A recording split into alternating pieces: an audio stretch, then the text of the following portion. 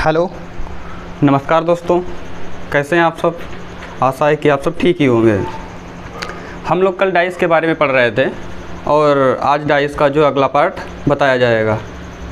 कल हम open dice बता रहे थे और आज ओपन डाइस को आगे थोड़ा और बढ़ाया जाता है और आज बताया जाएगा कि ओपन डाइस एक्चुअली होता क्या है। तो कल ही बता दिया गया था, लेकिन उससे थोड़ा और एक्सप्लेन किया जाएगा आज।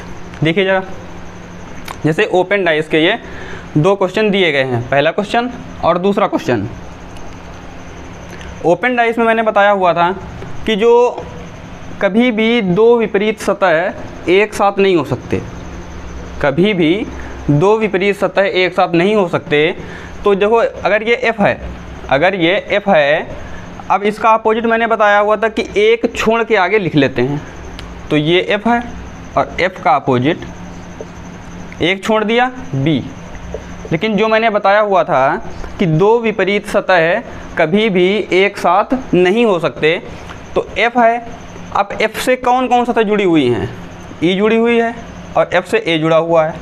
ये तो हो ही नहीं सकते बिल्कुल भी। और मैंने कहा था एक अंक छोड़ के लिख लेना। तो F है, F के बाद में E है, E को छोड़ दिया और B लिख लिया, तो F का अपोजिट B हो गया। उसके बाद में E, अब E का अपोजिट क्या होगा? तो E का अपोजिट B तो हो नहीं सकता और ना ही F हो सकता है, ना ही A हो सकता है। ये इसलिए नहीं हो सकता है क्योंकि दो विपरीत सतह कभी भी एक साथ नहीं हो सकती। अब एक साथ ना होने का मतलब है E से F जुड़ा हुआ है, E से A जुड़ा हुआ है, E से B जुड़ा हुआ है, और जितने जुड़े हुए होंगे वे A को उसके विपरीत नहीं हो सकते। तो कौन सा जुड़ा नहीं है? E से C नहीं जुड़ा है, तो E का अपोजिट C। फिर उसके बाद में क्या बचा है? A। अब देखिएगा A से कौन कौन नहीं जुड़ा हुआ है, A से कौन कौन जुड़ा हुआ है। तो A से F जुड़ा हुआ है, A से E जुड़ा हुआ है, A से B जुड़ा हुआ है। अब E का अपोजिट C हो चुका है, B का अपोजिट F हो चुका है, तो बचा क्या? A का अपोजिट D। F का अपोजिट B, E का अपोजिट C और A का अपोजिट D। मतलब F B का विपरीत है, E C का विपरीत है, A D का विपरीत है। अब जो ये क्वेश्चन दिया हुआ है इसमें नीचे चार ऑप्शन दिए गए हैं। अब इस क्वेश्चन को हम ऑप्शन से कैसे सॉल्व करते हैं, देखिए ज़रा। पहला ऑप्शन, दूसरा, तीसरा और चौथा ऑप्शन। मैंने बताया हुआ था कि ये एक ओपन डाइस है और ये क्लोज डाइस है। ये एक ओपन डाइस है और ये चारों क्लोज डाइस हैं। ओपन डाइस में 6 की 6 सतह दिखाई पड़ती हैं। ओपन डाइस में 6 की 6 सतह दिखाई पड़ती हैं, जबकि क्लोज डाइस में ओनली 3 सतह दिखाई पड़ती हैं, 1 2 3 1 2 3 और 1 2 3 1 2 3। अब इसको सॉल्व कैसे करेंगे? इसको सॉल्व करने के लिए सिर्फ एक ही रूल याद रखना पड़ेगा। और रूल कौन सा था? कि दो विपरीत सतह कभी भी एक साथ नहीं हो सकती। ज़रा देखिएगा, F का अपोजिट B है, E का अपोजिट C है और A का अपोजिट D है। ज़रा देखिएगा, B का अपोजिट F। अब देखो B और F दोनों, B और F, B का अपोजिट F, यहाँ से देखिएगा F का अपोजिट B कहें या B का अपोजिट F कहें, और ये दोनों विपरीत हो गए एक दूसरे के, ये दोनों विपरीत हैं और दो विपरीत सतह एक साथ नहीं हो सकती, तो इसलिए पहला ऑप्शन गलत हो गया। उसके बाद में लिखा है EFD। अब देखिए E का अपोजिट क्या होता है? C नहीं है। उसके बाद में F का अपोजिट B भी नहीं है, और D का अपोजिट A, ये भी एक साथ नहीं है। फाइनली क्या है? ये तीनों अलग अलग नंबर हैं और इनके विपरीत सतह इनके साथ नहीं है। तो कहने का मतलब ये आंसर हमारा सही हो गया। और चेक कर लीजिएगा, B का अपोजिट F इसमें है? नहीं है। लेकिन E का अपोजिट C होता है और E का अपोजिट C, ये दोनों साथ साथ हैं। और दो विपरीत सतह अभी बताया हुआ है कि दो विपरीत सतह कभी भी एक साथ नहीं हो सकते, तो इसीलिए ये दो एक साथ हैं क्योंकि E का अपोजिट C होता है और ये दोनों साथ साथ हैं, तो इसलिए ये ऑप्शन भी गलत हो गया। अगला देखिए भाई, ऑप्शन EDA। अब देखिए भाई, EDA, A और D साथ साथ हैं और यहाँ पर बताया गया है A और D अपोजिट हैं। ए और डी अपोजिट हैं और यहाँ पर ए और डी एक साथ हैं, तो इसलिए दो विपरीत सतह एक साथ नहीं हो सकते, तो इसलिए ये ऑप्शन भी गलत हो गया। तो हमारा कौन सा सही है? Second option E F D, ये हमारा ऑप्शन सही है। बात समझ में आई? अगला क्वेश्चन करते हैं।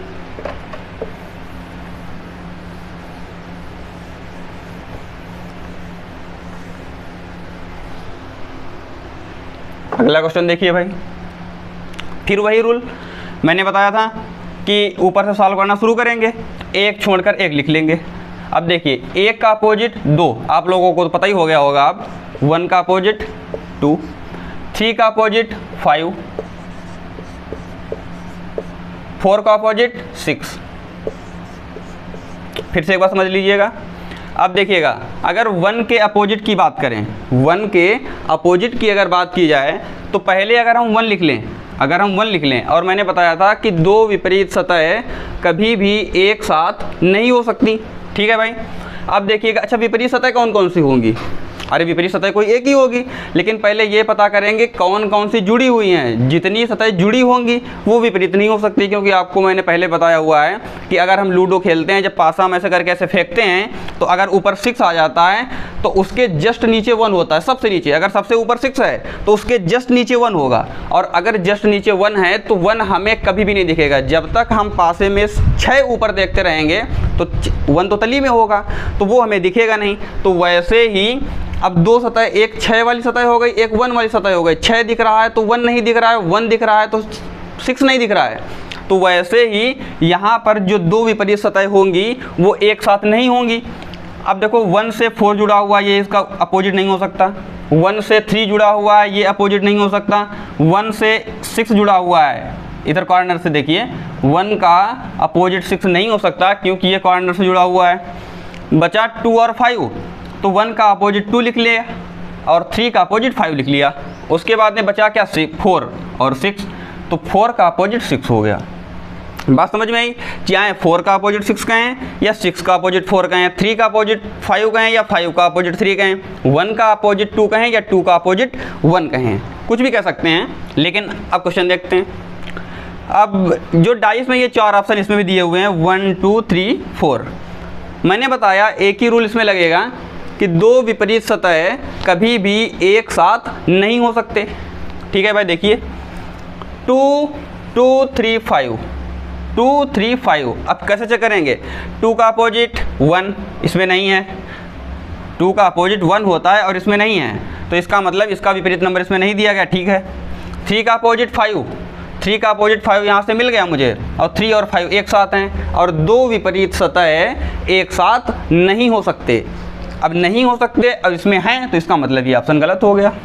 उसके बाद में 4 6 3, 4 6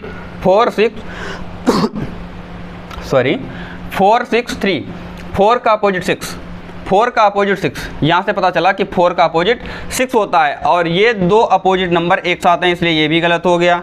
3 का अपोजिट 5 है या 3 का अपोजिट 5 है, इसलिए ये ऑप्शन भी गलत हो गया। उसके बाद में 3 का अपोजिट 5 यहाँ पर भी लिखा हुआ है, और 3 का अपोजिट 5 यहाँ से मुझे ऑलरेडी पता है, तो इसलिए ऑप्शन भी गलत हो गया। अब बचा क्या? ये तो ये सही ही होगा, लेकिन फिर भी चेक कर लेते हैं। 4 का अपोजिट 6 है, इसमें नहीं है। 3 का अपोजिट 5 इसमें है, नहीं है। 1 का अपोजिट 2 इसमें नहीं है, तो इसलिए ये ऑप्शन सही हो गया। अगला क्वेश्चन देखिए जरा, ये क्वेश्चन दिया हुआ है, ये पासे की 3 स्थितियाँ दी हुई हैं, पहली स्थिति, दूसरी स्थिति और तीसरी स्थिति। क्वेश्चन एक ही है, लिखा है PQT QRS, ये दो स्थितियाँ दी हुई हैं, और तीसरी स्थिति में यहाँ पर कुछ दिया नहीं हुआ है, ब्लैंक है यहाँ पर, और बताया गया है कि ये 4 ऑप्शन दिए गए हैं, और इन ऑप्शन में से सेलेक्ट करना है कि कौन सा ऑप्शन यहाँ पर फिट बैठेगा। तो इसमें भी वही रूल लगाना है। क्या रूल लगाएंगे? मैंने बताया था कि जब कभी एग्जैक्ट नंबर हम चाहते होते हैं, या दो विपरीत नंबर या सब के सब विपरीत नंबर एक साथ जब चाहते होते हैं कैसे निकलें, तो उसके लिए हमारे पास एक ही ऑप्शन होता है कि हम 1 कॉमन नंबर यूज करें। जो 1 कॉमन नंबर की ट्रिक बताई गई थी, PQT RQS। अब इतना देख लिया तो ये भी पता चल गया होगा इसमें कॉमन नंबर क्या है। इसमें कॉमन नंबर क्यू है, क्योंकि इसमें भी क्यू है, इसमें भी क्यू है, क्यू लिख लिया। मैंने बताया था कि जब कॉमन नंबर हमें मिल जाएगा तो उसके बाद में हम उसे क्लॉकवाइज घड़ी की सुई की दिशा में उसे घुमाएंगे। तो इसको घड़ी की सुई की दिशा में चलें, पी से क्यू से टी, टी से पी, भाई क्यू से टी तक गए और टी से पी तक गए। उसके बाद में सेकेंड कंडीशन में क्यू से एस तक गए, एस, और एस से आर तक गए। अब देखिए भाई P Q R S T, पासे में तो 6 फलक होते हैं, तो एक जो बच गया वो फलक कौन सा होगा, यू वाला। तो क्यू का अपोजिट तो हो गया यू, भाई पी का अपोजिट आर हो गया, टी का अपोजिट एस हो गया, क्यू का अपोजिट यू हो गया। ठीक है ना, इतना पता चल गया। उसके बाद में अब आते हैं अपने तीसरी वाली कंडीशन पे, जो तीसरी पोजीशन दी गई है कि उसमें ऑप्शन कैसे चूज किए जाएं, वो बताते हैं। अब देखिए मैंने बताया हुआ है कि दो विपरीत सतह कभी भी एक साथ नहीं हो सकते। अब नहीं हो सकते तो देखिए भाई u है, तो u का अपोजिट क्या होता है, u का अपोजिट पता चला कि u का अपोजिट q होता है। अब u का अपोजिट अगर यहाँ से पता चला q होता है तो क्या ऑप्शन में कभी यहाँ पर जो ब्लैंक है यहाँ पर कभी q आएगा। अगर हम यहाँ पर q लिख दें तो u और q तो अपोजिट नंबर हो गए, और दो विपरीत सतह कभी भी एक साथ नहीं हो सकती, तो इसलिए भाई q तो हो नहीं सकता, यहाँ पर q नहीं हो सकता, तो इसलिए फर्स्ट ऑप्शन मेरा गलत हो गया। बात समझ में आई भाई, यहाँ पर u लिखा हुआ है और u का अपोजिट होता है q, u का अपोजिट होता है क्योंकि यहाँ से पता चला कि u का अपोजिट q होता है। और अगर यहाँ पर u लिखा हुआ है, अगर यहाँ पर q लिख देंगे तो भाई ऑप्शन गलत हो जाएगा। क्यों? क्योंकि दो विपरीत सतह कभी भी एक साथ नहीं हो सकते, तो u और q कभी भी एक साथ नहीं हो सकते, तो इसलिए यहाँ पर से q गलत हो गया। 3 ऑप्शन बचे। फिर उसके बाद में t, उसके बाद में t का अपोजिट होता है s, t का अपोजिट s मिल गया हमें, और यहाँ पर s कभी भी नहीं आएगा। क्यों? t का अपोजिट s होता है, t का अपोजिट s होता है, t और s कभी भी एक साथ नहीं हो सकते। क्यों? क्योंकि ये दोनों विपरीत सतह हैं, तो इसलिए यहाँ से s भी नहीं हो सकता, तो ये ऑप्शन भी गलत। उसके बाद में ऑप्शन बचा u और r, ऑप्शन बचा u और r। अब देखिए भाई u यहाँ पर पहले से दिया हुआ है, u जो है क्वेश्चन में पहले से दिया हुआ है। अब एक बार u दिया हुआ है तो दूसरी बार उसे रिपीट कर नहीं सकते हैं, तो भाई अगर रिपीट नहीं कर सकते हैं तो यहाँ से u भी हट गया, बचा क्या r, तो इसका मतलब है u भी गलत हो गया, बचा क्या r, जो बच गया वही ऑप्शन हमारा सही होगा। जैसे अगला क्वेश्चन दिया हुआ है 1 2 5 5 6 3 3 4, कहने का मतलब एक ही पासा दिया हुआ है और एक पासे की 3 स्थितियाँ दी हुई हैं। 3 स्थितियों में 2 तो स्थितियाँ पूरी हैं और एक स्थिति में एक ऑप्शन एक ब्लैंक छूटा हुआ है। अब इस ऑप्शन में जो 4 ऑप्शन ये दिए हुए हैं, इनमें से कौन सा एक यहाँ पर आएगा, कौन सा फिट बैठेगा। तो मैंने बताया हुआ था कि सबसे पहले हम क्वेश्चन में 1 कॉमन नंबर ट्रिक देखते हैं। कौन सी trick? 1 common number. 1 common number अगर देखें 1 2 5 5 6 3, 1 2 5 5 6 3।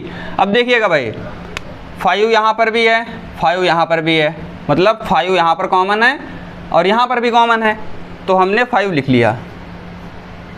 मैंने बताया था जब कॉमन नंबर मिल जाएगा तो उस कॉमन नंबर को क्लॉकवाइज घड़ी की सुई की दिशा में उसे घुमा देंगे। अब 5 को घुमाएंगे तो 5 से 1, 1 से 2,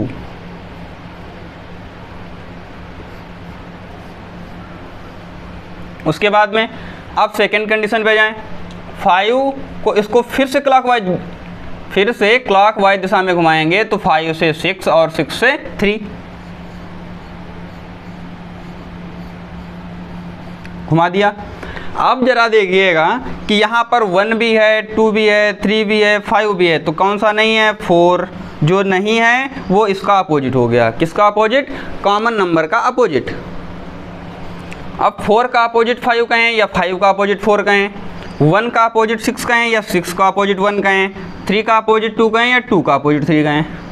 अब उसके बाद में हमको अपना क्वेश्चन सॉल्व करना है। हम इस क्वेश्चन को इसको भी वैसे ही ऑप्शन से सॉल्व करेंगे। कैसे सॉल्व करेंगे? मैंने बताया हुआ था कि कभी भी दो विपरीत सतह एक साथ नहीं हो सकते। अब यहाँ पर 3 लिखा हुआ है, 3 का अपोजिट क्वेश्चन से देखिए 2, 3 का अपोजिट 2। अब दो विपरीत सतह एक साथ नहीं हो सकते, तो यहाँ पर 2 तो नहीं आ सकता क्योंकि 3 का अपोजिट 2 है, 2 नहीं आ सकता और ऑप्शन में 2 दिया हुआ है, इसका मतलब ये ऑप्शन गलत दिया हुआ है। ओके, उसके बाद में 4 को देखें तो 4 का अपोजिट लिखा है 5, 4 का अपोजिट 5, देखिए 4 का अपोजिट 5। अब देखिए यहाँ पर अगर 4 है तो यहाँ पर 5 नहीं आ सकता, लेकिन ऑप्शन में दिया हुआ है, इसलिए ये ऑप्शन गलत हो गया। उसके बाद में 3 और 4 यहाँ पर दिया हुआ है, ऑप्शन में बचा है 3 और 6। ज़रा ये देखिएगा कि यहाँ पर एक बार 3 दिया हुआ है और यहाँ पर 3 दिया हुआ है, क्या दो नंबर एक साथ एक जैसे हो सकते हैं? नहीं हो सकते। तो इसलिए अगर यहाँ पर 3 दिया हुआ है और यहाँ पर भी 3 दिया हुआ है, इसलिए ऑप्शन वाला 3 गलत हो गया। नंबर कौन सा बचा? 6। तो यही हमारा ऑप्शन सही होगा, 6 नंबर जो ऑप्शन है वो हमारा सही होगा। अगला क्वेश्चन देखिए ज़रा, 1 2 5 5 6 2।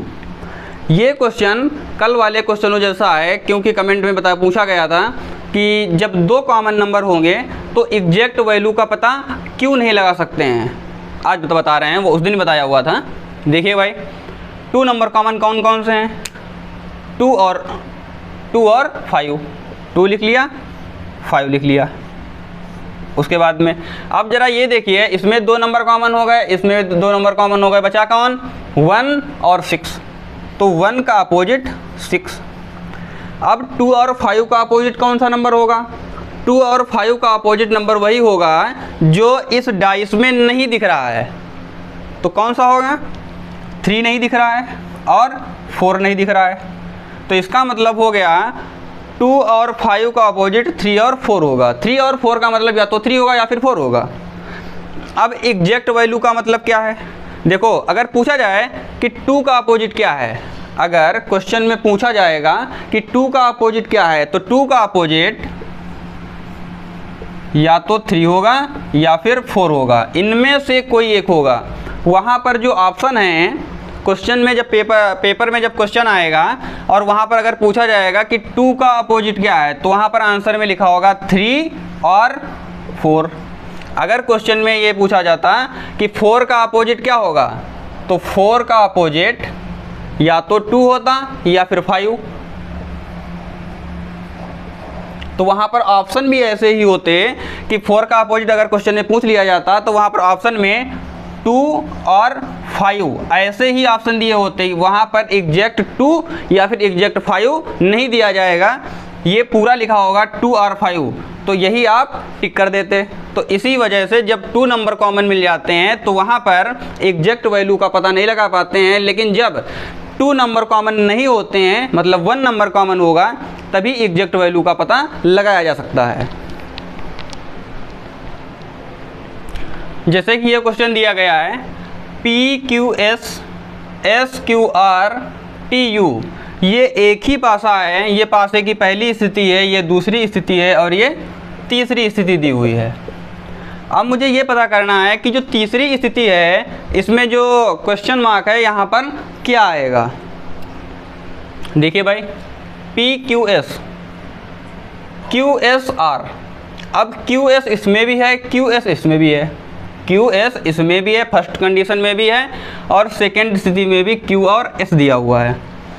यहाँ पर 2 कॉमन नंबर रूल लगाया जाएगा, क्योंकि यहाँ पर 2 कॉमन नंबर है, 1 कॉमन नंबर नहीं मिला है। तो Q और S लिख लिया गया,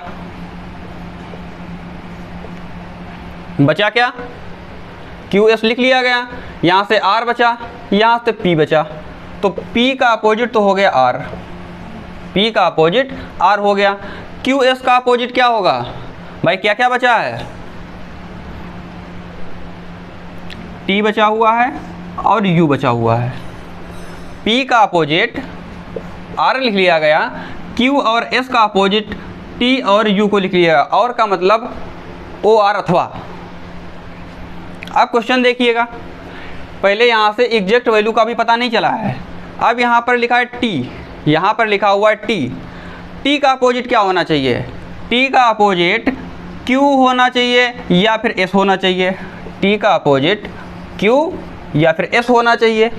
अब ज़रा ऑप्शन में देखिएगा, क्यू व एस की अगर बात करें, क्यू या फिर एस। अब देखिए ऑप्शन में अगर क्यू आ जाए, ऑप्शन में अगर क्यू लिख दें हम, तो क्यू या फिर एस दोनों एक साथ में है, तो इसलिए ये ऑप्शन गलत हो गया। बात समझ में आई? यहाँ पर टी दिया हुआ है और क्वेश्चन से पता चलता है कि टी का अपोजिट या तो क्यू होगा या फिर एस होगा, और यहाँ पर एस और क्यू ऑप्शन में दोनों दिए हुए हैं, तो इसलिए ये ऑप्शन गलत हो गया, क्योंकि दो विपरीत सतह कभी भी एक साथ नहीं हो सकते, तो इसलिए ये ऑप्शन गलत हो गया। अगर हम बात करें आर और पी की, आर या फिर पी, अब देखिएगा U का अपोजिट क्या होता है? तो U का अपोजिट होता है Q या फिर S।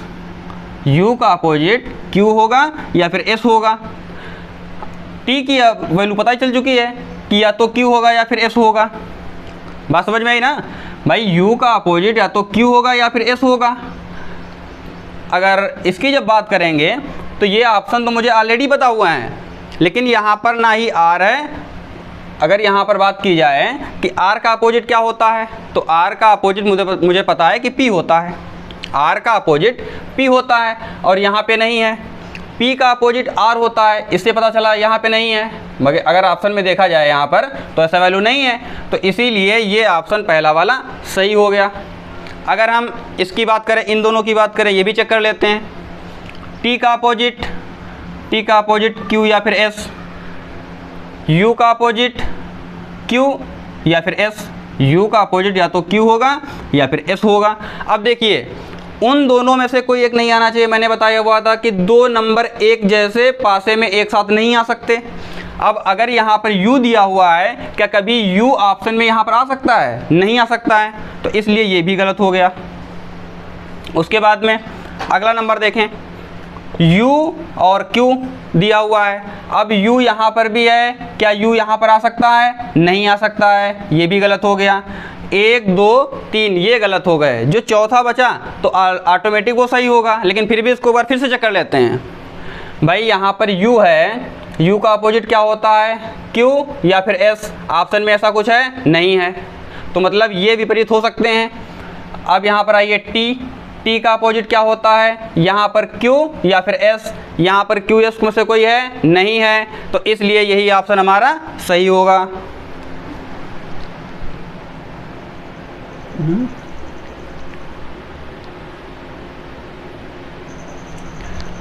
ठीक, अगला क्वेश्चन देखते हैं। ये एक पासा दिया हुआ है और ये एक पासा दिया है, इसमें भी पासे की 3 स्थितियाँ दी हुई हैं। पहली स्थिति, दूसरी स्थिति और तीसरी स्थिति। इसमें जो क्वेश्चन मार्क लिखा हुआ है, इस क्वेश्चन मार्क के स्थान पर इन 4 ऑप्शन में से फिट कौन सा बैठता है? तो देखिए भाई, 5 4 2 3 3 6 4, इसमें 1 नंबर कॉमन है। कौन सा नंबर कॉमन है? 1 का मतलब 4, ये 4 कॉमन नंबर हो गया। कॉमन नंबर को मैंने ऑलरेडी बताया हुआ है कि कॉमन नंबर जो होगा उसको क्लॉकवाइज घड़ी की दिशा में सर्कल घुमा देते हैं। घुमाइए भाई, 4 से 2 पर गए, 2 से 5, फिर उसके बाद में 4 से 6, 6 से 3। अब देखिए 2 3 4 5 6, कौन सा नंबर नहीं है? 1 नहीं है, तो इसका मतलब है 4 का अपोजिट, जो कॉमन नंबर 4 है, उसका अपोजिट क्या होगा? 1। बात समझ में आई? अब देखिए भाई, ऑप्शन दिया हुआ है 6 4 2 3। अब हम इसको एलिमिनेट करते हैं। कैसे एलिमिनेट करते हैं? बार बार लिखने की ज़रूरत नहीं है, इसको माइंड में कैलकुलेशन करके इसको एलिमिनेट करिए। 1 का अपोजिट क्या होता है? 4। 1 का अपोजिट 4, क्या 4 यहाँ पर आ सकता है? कभी नहीं आएगा।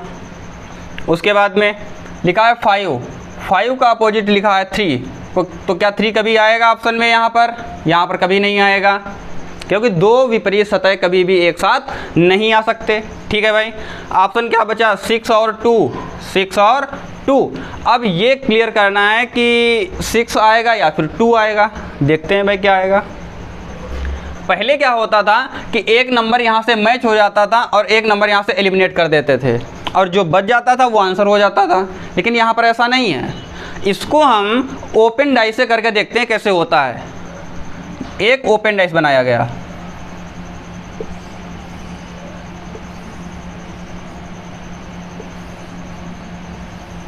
ये हमारा एक ओपन डाइस है।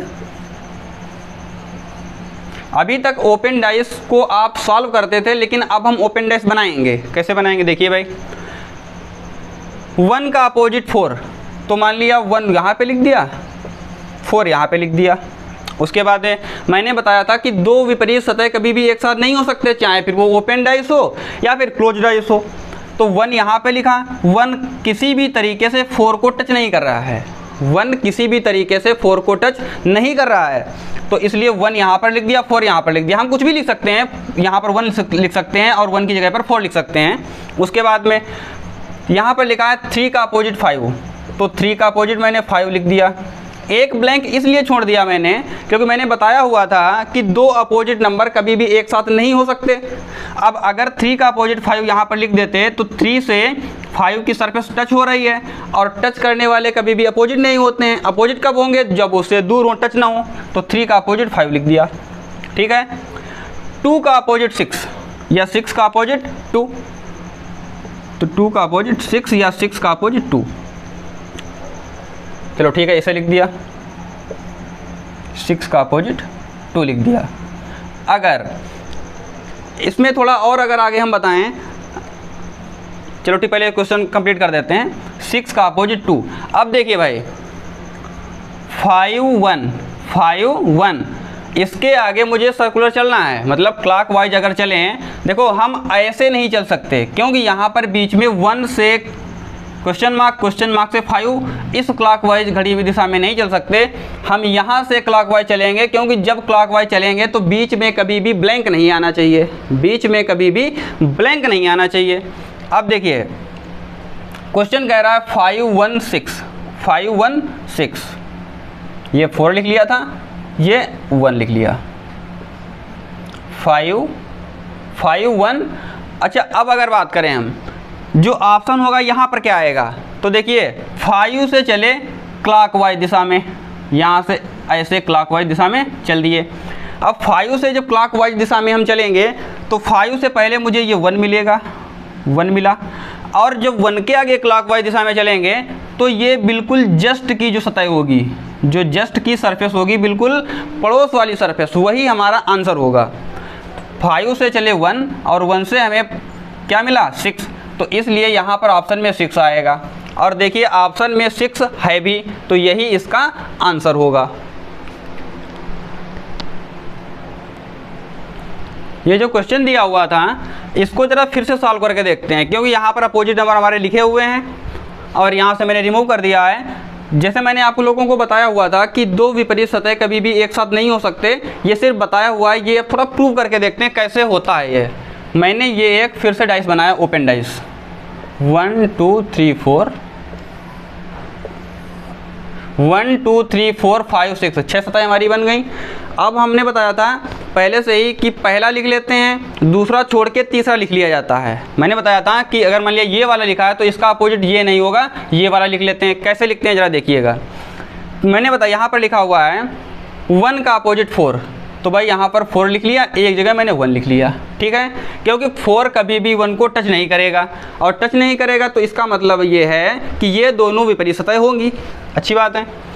मैंने लिखा 3 का अपोजिट 5, अगर यहाँ पर 3 और 5 एक साथ लिख दिए तो ये अपोजिट हो नहीं सकते, तो इसलिए इस 5 को मान लिया, मैंने अभी तक बताया था एक छोड़ के लिखते हैं, लेकिन आप लोग अगर मन में ये सोच रहे होंगे कि एक क्यों छोड़ते, 2 छोड़ के देख लें, तो 2 छोड़ के देख लेते हैं।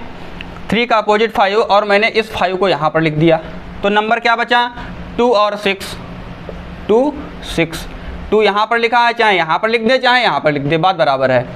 अब जरा देखिए 3 का अपोजिट 5 तो ठीक है, 3 का अपोजिट 5 तो ठीक है, लेकिन क्या 2 का अपोजिट 6 है? ये नहीं हो सकता, क्योंकि दो विपरीत सतह कभी भी एक साथ नहीं आ सकती।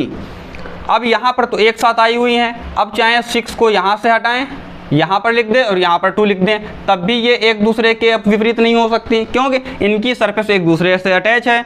तो इसीलिए मैंने बताया हुआ था कि जो विपरीत सतह होती हैं उनको हम एक छोड़कर एक लिखते हैं। तो इसीलिए 3 का अपोजिट 5 इसमें लिखा था और 6 का अपोजिट 2 इसमें लिखा हुआ था, क्योंकि 6 का अपोजिट 2 है, बीच में 5 आ गया, 3 का अपोजिट 5 है, बीच में 6 आ गया।